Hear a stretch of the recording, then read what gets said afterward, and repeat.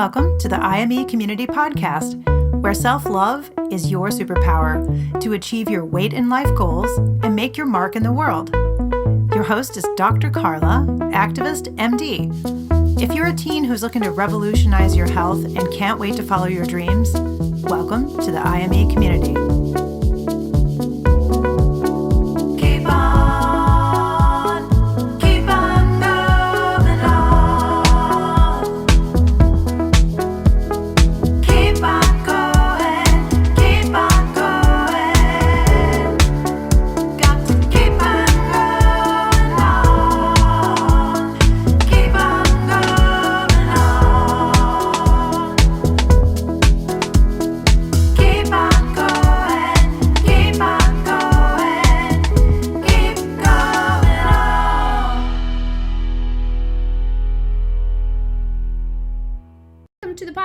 This is Dr. Carla and the YouTube video. Hope you're liking and subscribing to the videos. I've been doing a lot. I'm so excited about all the things happening with IME Community. Make sure if you're a teen, 12 to 18, struggling with your weight, your body image, you want to create a body positive community in a body negative world with me. I've been through all this myself. I'm here to help you. I've done a ton of work in my career as a pediatrician on advocacy, so we'll be able to address a lot of amazing things, but really I want to focus on you and your magical life and what are your dreams, okay? What are your dreams for yourself? And this, if you've been paying attention, which I hope you have, and if not, no time like the present to start to join in. I'm doing a year of self-love superpower mantras. Mantras are really powerful, affirming statements, and I think that they've helped me a ton. Align with like my vision for myself, like my dreams, instead of focusing and helping me to like also keep going with my goals.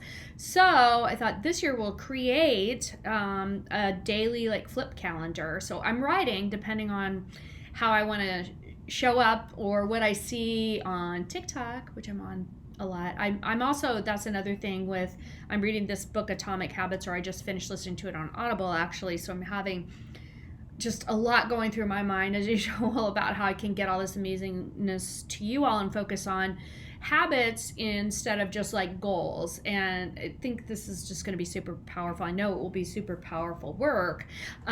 So anyway, writing a mantra and showing up every day and getting it out on TikTok, getting it on Instagram, and then at the end of the month I do the mantras that I've done for the month. So you might want to check that YouTube video and the podcast out that has the February self-love superpower mantras. Everything good in life comes from self-love. And this month, if you like basketball like me, Rock Chalk Jayhawk, Rock Chalk Jayhawk KU. That's where I went to college and medical school. Anyway, if you like basketball, you're gonna like this month. It's March Self-Worth Madness, okay? We're focusing on self-worth, and today my mantra that I just posted on TikTok, I put them on these little post-it notes, and this one for today is, self-acceptance is like a warm blanket that's always there for me. So I want you to write these things down. And if you join IME Community, that's what I coach you on in the beginning. I want you to have full love and acceptance for yourself right now. Your weight doesn't matter. You can fully love, accept yourself. Don't put it on the finish line of a goal, okay? Self-acceptance, self-worth, it's all important. Self-worth is an inside game. That's the theme of this month. Okay, so very exciting stuff. So I want to talk to you all today about how parents get it wrong when approaching our teens, and I'm going to say are because I'm a parent of teens, and then my oldest is 21, and I get a lot of stuff wrong, and my kids will be the first ones to tell you that.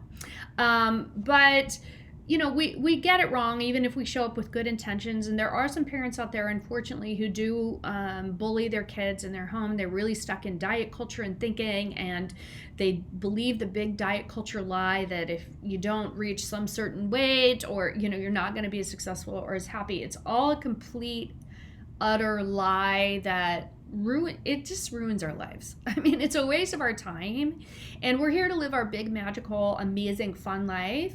And I'm here to tell you my whole philosophy of meeting in the middle. Like, you can be body positive, you can fully love and accept yourself now, and then let's work on your health goals. That's the only way that they're going to be sustainable. But I look at health as the whole approach to health. So your emotional, your mental health, and your self-love superpower. We start there. That's super important. And then the food, the movement, all that stuff, your sleep, all those kind of habits, those come. You learn those tools and skills, and then learn all the coaching skills from me that you need. But you have to show up. You have to be somebody who wants to be forward thinking, show up as your true self, recognizes like that your stuck thoughts are keeping you stuck where you are, and not achieving your goal or something like that. So anyway, it's all amazing. I want you to join IME Community. I'm doing so much for parents too. And after this, I've already written 2 blogs on bullying. So I'm writing a series of weight bullying and teens, and what you all are experiencing, how to set boundaries, what we can do as parents, what we can do as educators, what we need to do as doctors, talk about cyberbullying. I've experienced some of that on these social media apps. I was just telling my husband last night, I did a live yesterday afternoon on TikTok while I was just like fixing my lunch. I was just like, I'll just get on there, coach some folks. And most of the time it's awesome and it's great. But I mean, there's some trash people on that app. I mean, that can be in a trash app. And so I'm like, at this point, it's not enough to avoid it or stop it, but it's definitely something in the back of my mind. I'm not ready to make a decision on that, but it's definitely something in the back of my mind that I have a strategy for blocking, muting, reporting, all that stuff. But at the same time, I feel like these rude comments are something I don't want to deal with in my life. I've dealt with a lot of bullying. I've dealt with a lot of microaggressions and outright aggressions. And I'm just like, I'm not here for that. So anyway, I'm thinking about that. I don't have all the answers. Life is a mix of things. These are nuanced decisions. Social media is like the mix of the good and the bad. It really comes up as a shade of gray. Okay, so parents, I know you have good intentions. Believe me, I do. As a parent, I think I do. I try. But, when it comes to teens struggling with weight and body image, are parents helping or harming? And I'm learning so much from coaching teens and parents and learning on TikTok all the ways parents are actually kind of getting it wrong. And then I'm helping you all flip the script. That's what I do with IME Community, is so that we start to transition to getting it right and showing up as a loving, supportive parent who's there for our teen and wants them to live their amazing, magical life. And we don't parent from fear and lack, and we're out of diet culture, and it's awesome. Okay, it's more fun. Okay, so I know you have good intentions and you're getting a lot of parenting right, and in our society we can't help but get this wrong. I mean, when you look at our food system, the diet culture, the diet industry, doctors, us physicians, pediatricians even, we haven't been that helpful.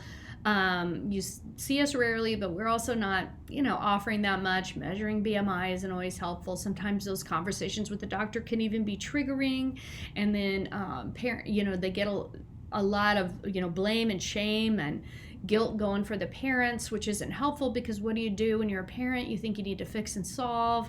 And if the doctor, you have a visit with the doctor and your teen's doctor, you come away from that and you feel guilt, shame, or blame, then you're going to go to the teen, right, and try to fix and solve and get rigid and get in their lane and maybe cause more harm. So those conversations are important. And I'm here to help you with all of that, okay? We have to do what I call like micro coaching.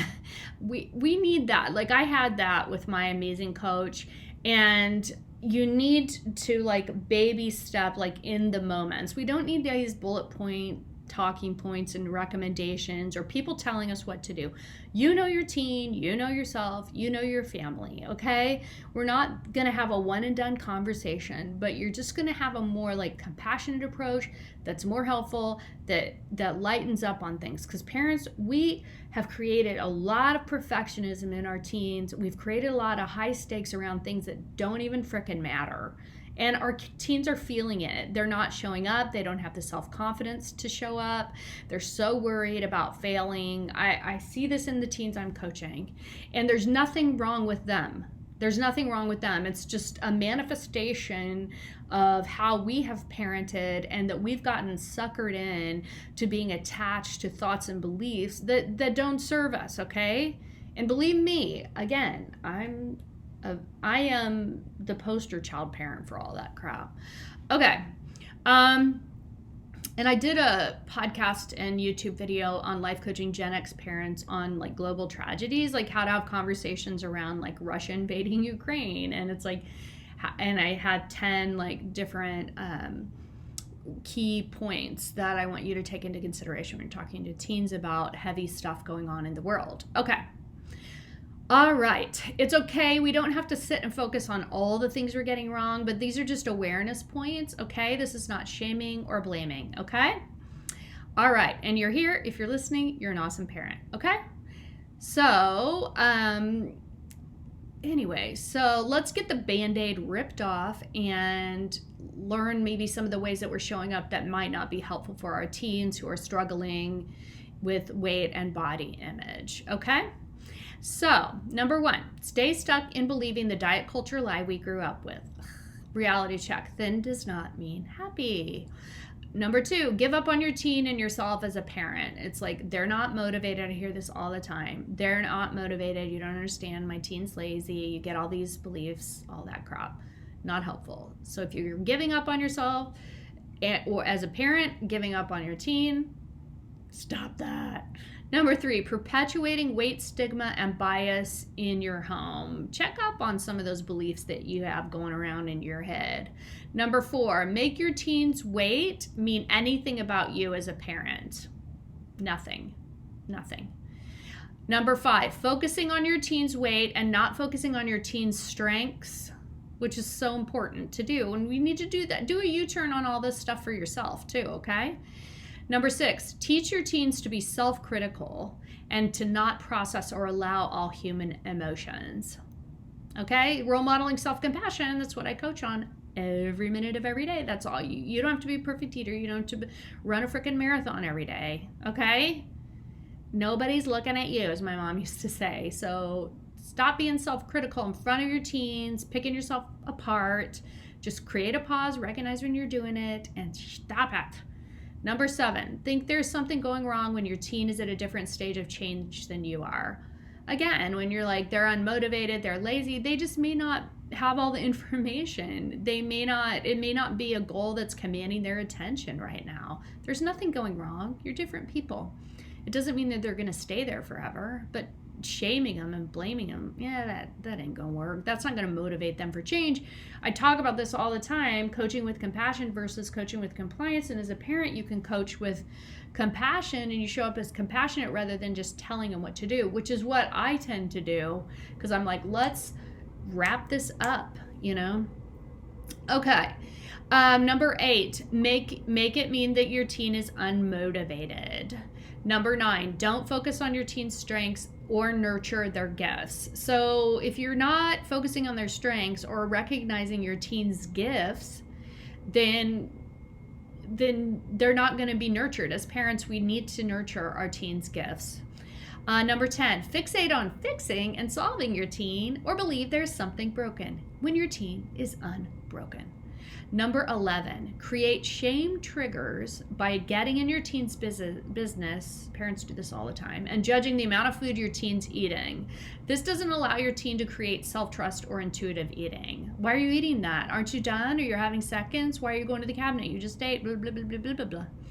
Number 12, I know that's really hard because you get triggered when you watch and you fear and you think you need to help. But there's nothing going wrong. It's okay. All right? Coach yourself in your head. There's nothing going wrong. It's okay. I'm staying in my lane. Number 12, make it about yourself as a parent and blame the teen and their weight for how you feel about yourself as a parent. Okay? Your teen's weight has nothing, your thoughts, your feelings come from your thoughts. Thought rainbow, I've told you that before. It's a rainbow that comes and goes. All right? Number 13, are you your teen's food police? Okay? Are you saying that's a good or a bad food and you're monitoring it all the time? Yuck. Number 14, create AntiTrust eating and the opposite of intuitive eating skills by getting in your teen's lane when eating. Some of these are pretty redundant, but I have my 10 steps to self-trust eating, and I'm just telling you, like, if you're in your teen's lane, they're never going to be able to listen to their, and we have a hard enough time with our food system and all the marketing to teens. It's just super hard. So it's hard enough to create self-trust eating. It's hard enough to become an intuitive eater. That takes a lot of intention. It takes a lot of habit skill building. That's why you need to join IME community, because we work on that stuff. Okay. Number 15, not recognizing or ignoring the signs of disordered eating and not getting the help that your teen needs. This is very critical. And I did an incredible interview with Dr. Jillian Riggert on eating disorders thrive in secrecy. So let's talk about it. And it's 90 minutes well spent. It's a very compassionate, very nuanced conversation that she and I had about eating disorders. And I can tell you, like, you can't judge someone's whether someone has an eating disorder based on their weight or their external appearance. We get that really wrong in our society and causes a lot of harm. Number 16, being self-critical and judging your parenting and then shifting the blame to the teen. So this is what happens all the time. Again, poster child for this. If we're blaming and shaming ourselves, then we want to get it out, get it off. So then we get to the teen. So then if we fix them, then we won't have to feel that way as a parent. Like, if only they didn't have that problem, then I wouldn't feel guilty, like that I gave it to them, that I'm a bad mom, that, you know, we have this family history or whatever the heck. That none of that's true. None of that is true, okay? So those are just thoughts, and maybe strong, powerful thoughts, like a belief coming up in your brain. And if you stay attached to those, you're never going to get anywhere, okay? So recognize if you're judging and blaming and shaming the teen, then you're doing it to yourself. I had this situation last night with my kids. I probably did this 5 times yesterday with my kids, at least. Number 17, not taking a holistic approach to your teen's health. So really starting with emotional and mental health. When I worked with the teen members of IME community, and we coached on, like, what we're reclaiming health as, like, our first step in being body positive. And so reclaim your definition of health, and they started with emotional and mental health as the first part and most important part. And if you don't have that, then you don't have anything.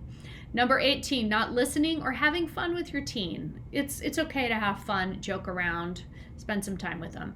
Number 19, believe your teen's success has anything to do with their weight. So please get unstuck from that, because you're going to be super disappointed if you're not addressing emotional, mental health and looking at all the issues that may be coming up for your teen. And you think that you have an expectation or a checklist that if they have this weight and they reach this weight, then they'll be happy and all the success will come to them. And then parents really miss out, and doctors miss out on a lot of emotional struggles and very intense mental health issues. So success has nothing to do with their weight. I'm not saying this, you can't feel better when you're at a healthier weight, or you're focusing on health behaviors that you want to work on, and that is going to make you feel better physically. But please, the number on the scale, again, let's get rid of it. Bye. Number 20, role modeling negative self-talk as a way to motivate yourself instead of self-compassion. So when we're really hard on ourselves, oh gosh, I can't believe that, blah, blah, blah. Negative, that's not going to work. You need to show that you make mistakes, you're human, there's nothing going wrong, it's a part of being a human. You're going to fail. We're all going to fail. It doesn't mean you're a failure, okay? Number 21, thinking you have to be a role model for perfect eating and fitness. You do not. You do not, but you can still help your teen improve their health, their holistic health, and not cause harm, okay? In fact, probably better not to be like perfect. Get out of perfectionism. It's not helpful. Okay, number 22, believing you need to be perfect, okay? Recognize and do the work around perfectionism, because when it gets in our teens, I mean, my husband and I, we really, really struggle with this. It's just, I have worked so hard, and he's like, oh, you've helped me a lot, Carla. But I mean, don't create high stakes over things. It makes like moving forward on any action that we take, especially something we take for ourselves, it makes it freaking grueling. And it's really, our teens are struggling with this. So you're not going to be a perfect parent. You're going to fail. You're going to make mistakes. Believe me, I make a lot of them every day. All right. And it's okay. Perfect doesn't exist. It's a lie. Number 23, not recognizing when you're triggered to overfunction and you then believe you need to fix and solve your teen's weight. So I got to overfunction. I got to get in there. We're going to do, that's how I am, like super action oriented. Like, okay, we're going to Google this. We're going to change this up. We're going to go to the store. You're going to go with me. We're going to meal plan. We're going to do all these things. It's like, okay, fine. But, and like I'm reading Atomic Habits, or I finished listening to it on Audible. Like I said, it's not a one and done deal where you're like, okay, I've done this, I've showed up, and then, you know, recognize that that's just perfectionism, because you're trying to get out of your self-doubt and your fear of failure and the criticism that might come if something doesn't work. Okay. Number 24. Having scarcity of opportunity mindset to help your teen. I get a lot of this when I'm coaching parents, and I get a lot of this on TikTok. Like, well, he buys junk food, he has a job, that's what he wants to eat all the time, he pays for it, and I'm so worried because he's going to college, he's moving out of the house, and it's just going to be horrible for him. He's going to be a crappy eater, and he doesn't care about his health. And she's like, I don't feel like I can do anything, but I feel like I want to do something. It's like she's thinking her only chance is to, now there's a lot going on in that mom's head, thinking that her only chance is to, you know, get him to eat healthy and get him to teach him this like right before he goes to college. But have an abundance mindset. Just make some easy changes yourself. When you change, your teen changes. It's okay. All right.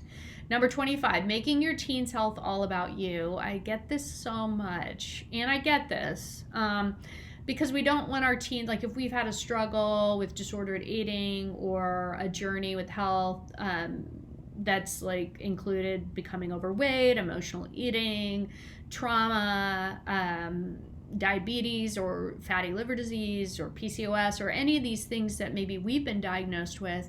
And then parents get really scared and fearful that their teen is going to have that same journey, and they end up like really fretting about it, which, you know, it's like, it's natural to worry about your teen. It's natural to bring yourself into it, but your teen's journey, their health journey, is not going to be the same as yours because they're a completely different person. Okay, so stay tuned, and that's 25, lots of things. Okay, so stay tuned, and I'm going to help you all flip the script on this. In fact, I've already written a conversation script for how a parent can approach a teen about weight.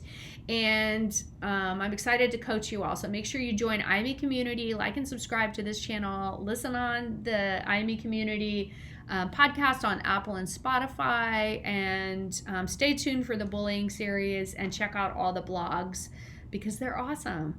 Okay. All good stuff. We're in this together. We're going to make it. We're going to reject diet culture, cancel it permanently from our lives. We're going to find self-love superpower, and we're going to help our teens lead fun, healthy, and balanced lives. Okay? That's all we want. All right. Thank you. Thank you for tuning in to the IME Community Podcast, where self-love is your superpower. The content of this podcast represents the opinions of Dr. Carla Lester and is not intended as, and shall not be understood as, a substitute for professional medical advice, diagnosis, or treatment. The opinions shared reflect the host and guest and do not represent an organization or medical group. Always seek the advice of your physician or therapist if you have concerns about your health. And please, like and subscribe to the IME Community Podcast. Share IME with your friends and go to imecommunity.com to join the member community. Don't forget to follow IME on social.